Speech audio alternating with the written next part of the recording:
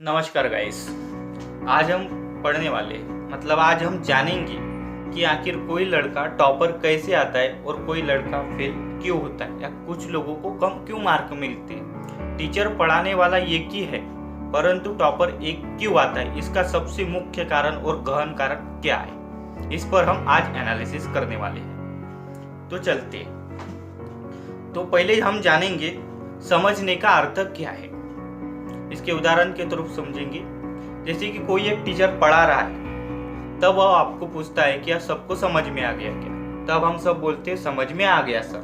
हो सकता है किसी को नहीं आया तभी बोलते हम समझ में आ गया। मान लेते कि सबको 10% समझ में आ गया।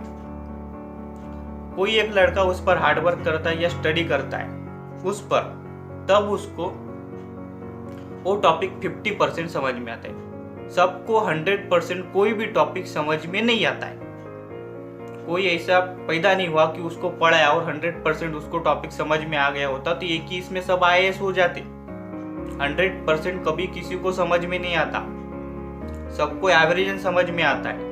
मान लेते कि 10% आपको समझ में आ गया तो उस लड़के ने उस पर कोई हार्डवर्क किया होगा या उस पर कुछ एनालिसिस किया होगा, उस पर पढ़ाई की होगी, तब उसको टॉपिक 50% समझा होगा।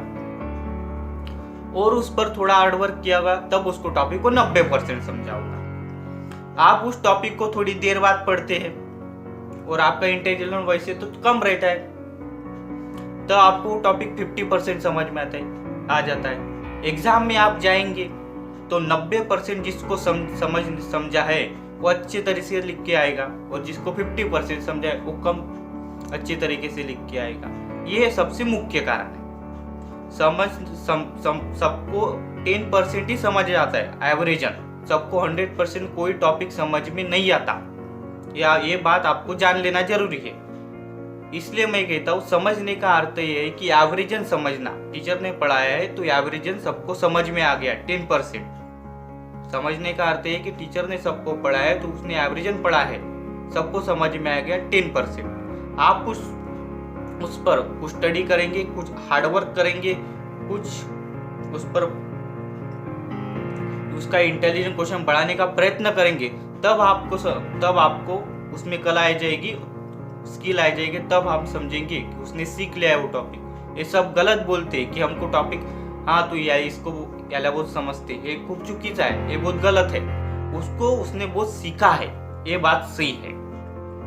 और जानते हैं अब आपको समझ में आएगा समझने का अर्थ क्या है और सीखने का अर्थ क्या है।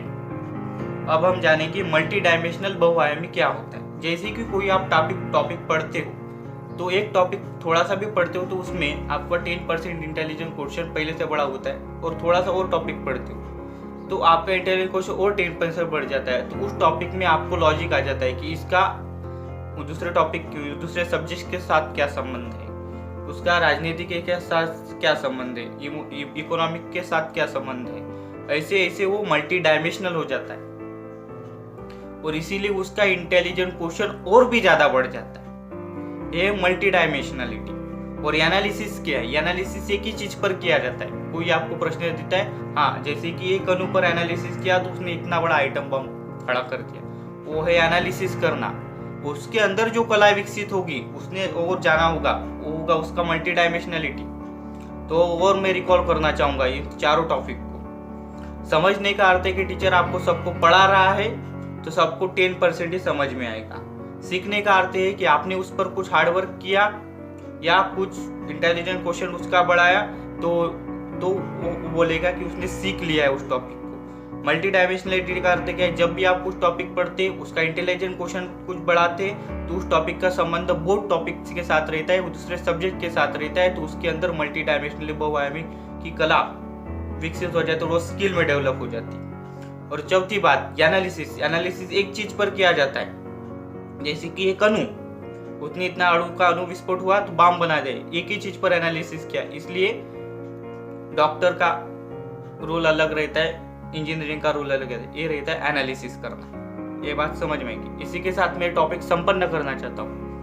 नमस्कार, आपका दिन शुभ रहे।